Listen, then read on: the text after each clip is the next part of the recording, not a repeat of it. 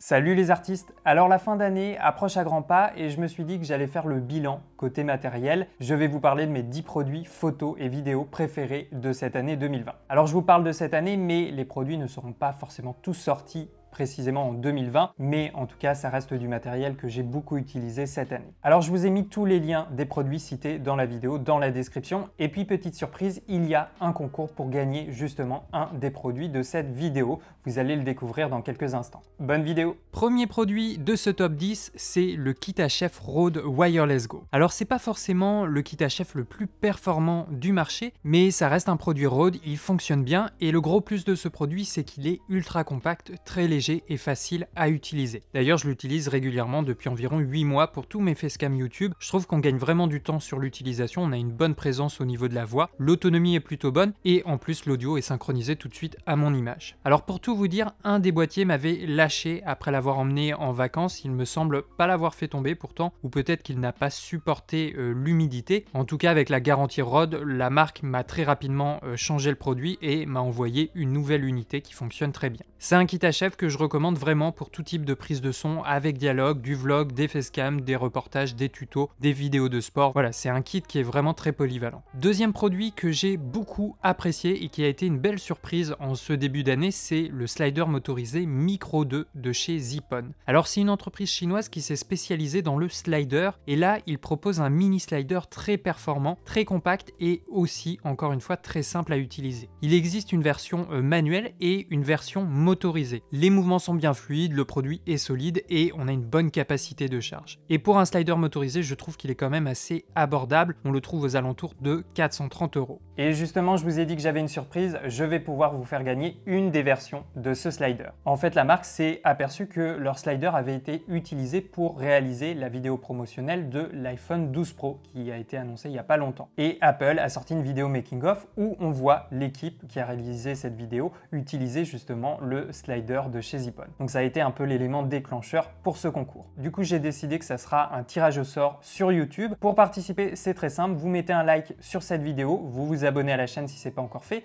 et vous mettez un commentaire sous cette vidéo en précisant les deux mots suivants, concours-8 slider, pour que je puisse bien différencier les gens qui simplement commentent la vidéo des gens qui souhaitent participer au concours. Et puis ça ne mange pas de pain, je vous invite à vous abonner à la chaîne YouTube de la marque Zipon et à suivre nos comptes Instagram respectifs, notamment parce qu'il y aura certainement plus de concours à l'avenir et ça sera surtout sur Instagram. Vous avez jusqu'au 12 décembre pour participer, ensuite le gagnant sera tiré au sort et puis il recevra le slider pour les fêtes de fin d'année. Le troisième produit de mon classement, c'est le pied en inox de chez Neewer. Ça, c'est un produit que je vous recommande vraiment si vous faites de la photo ou de la vidéo en studio. Moi, j'ai 4 pieds comme ça et je les utilise quasiment tout le temps pour supporter des fonds photos ou mettre des projecteurs plus lourds comme le Godox VL200 ou encore un AD400 Pro avec une softbox assez volumineuse. L'avantage, c'est qu'ils sont très robustes, ils montent assez haut et ils ne prennent pas trop de place quand ils sont repliés. Et aussi, je trouve qu'ils ne sont pas très chers pour ce type de pied. Les prix varient pas mal, il y a souvent des promos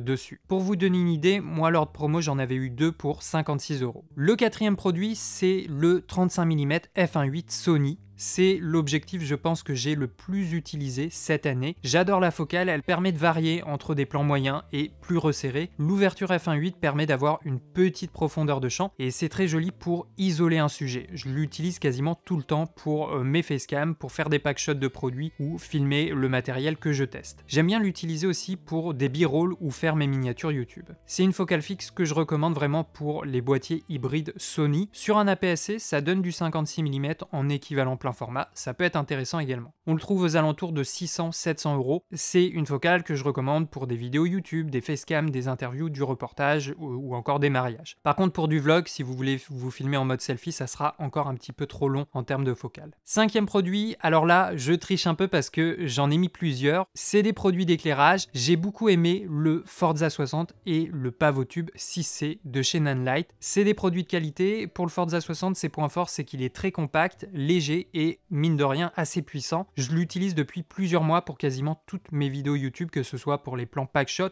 ou les facecam. Là par exemple, je l'utilise en keylight avec une softbox. Là on a toujours la softbox plus un grid, donc ça permet de concentrer le faisceau. On peut aussi l'utiliser en contre pour détourer le sujet comme dans cet exemple. Le pavotube, lui, il est très pratique aussi, très simple à utiliser. On peut jouer sur les couleurs, on peut le positionner à différents endroits. C'est très pratique pour faire du packshot et créer rapidement une multitude de schémas de lumière. On peut aussi l'utiliser pour du light painting, ça fonctionne plutôt bien. Voilà, Nanlite, c'est vraiment une marque que je vous recommande pour les produits d'éclairage. Et puis plus récemment, j'ai testé le Godox ML60 qui est très similaire au Forza 60. Il est compact, puissant et il peut fonctionner sur batterie. C'est des produits intéressants à utiliser pour des vidéos en studio, du packshot et des interviews. Le 6e produit, eh bien, ça va être les trépieds de chez KNF Concept. Alors certains ne sont pas sortis en 2020, mais c'est des trépieds que j'ai utilisés quasiment tous les jours cette année et puis même les années précédentes. Je pense notamment au TM2324 que j'utilise tout le temps avec mon A7 III. Je l'utilise en intérieur pour mes vidéos YouTube ou même en extérieur. Je l'ai emmené à la montagne, notamment pour faire des longues expositions. Il est très léger, il est compact, il ne prend pas de place et puis j'aime bien le système de plateau rapide. J'ai aussi testé le 2515T avec un bras en déport, mais si c'est une option qui vous intéresse, je vous recommande plutôt de partir sur le SA254T1. Il monte beaucoup plus haut et le déport horizontal est plus grand, donc à mon avis, ça sera un produit beaucoup plus intéressant. Donc voilà, c'est vraiment une marque entrée de gamme que je recommande pour des trépieds photo grand public. Ensuite, 7e produit, c'est le Flash AD200 de chez Godox, mais je vais aussi citer l'AD400 Pro ou encore le V862.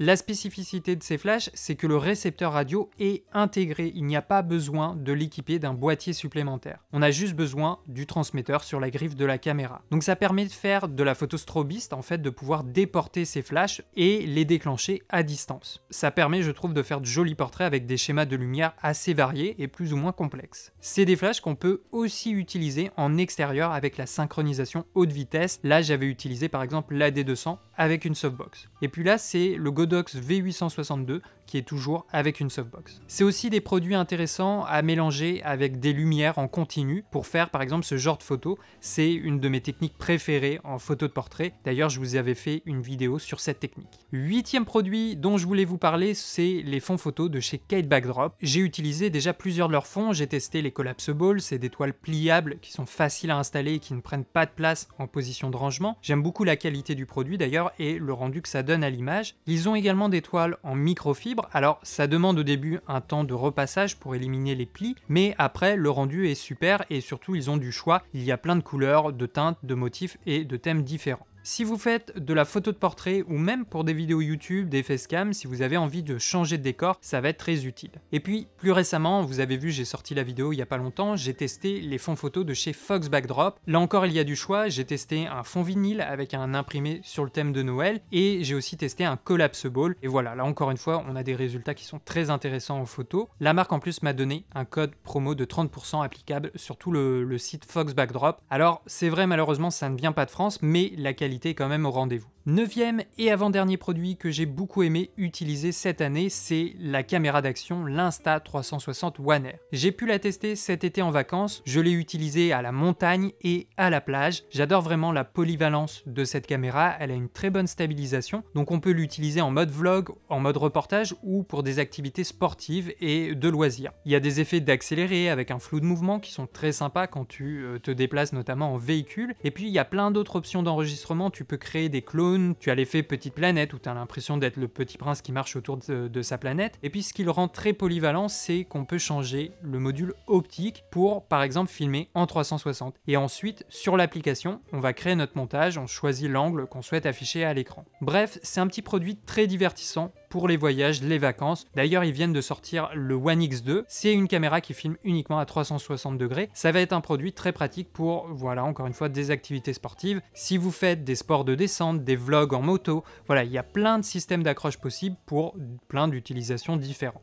Et puis justement pour le vlog, avec le 360, la caméra fait automatiquement disparaître la perche à selfie, donc on a vraiment l'impression d'avoir un drone qui nous suit, c'est plutôt sympa je trouve. C'est des petites caméras qui offrent une approche différente au niveau du cadrage, de la composition, on passe moins de temps sur la technique et plus de temps sur l'aspect créatif. Et puis le 10e et dernier produit, c'est la télécommande de déclenchement sans fil. Je tenais vraiment à la mettre dans ce classement parce que c'est un produit que j'ai vraiment beaucoup utilisé cette année. Il y a plein de moments où j'ai besoin de me prendre en photo, que ce soit pour des miniatures, pour illustrer une vidéo ou pour alimenter mes réseaux sociaux. Et c'est vrai qu'utiliser une télécommande de déclenchement à distance, c'est plus simple que l'option du retardateur ou même que l'application sur smartphone. En plus, là, on peut activer l'autofocus, donc on est à peu près sûr d'avoir un point bien net sur notre visage. Alors après, il y a plein de modèles différents. Moi, pour mon Sony, j'ai utilisé la télécommande Folsy. Elle existe pour différentes marques de boîtiers. Je vous ai mis les liens dans la description de la vidéo.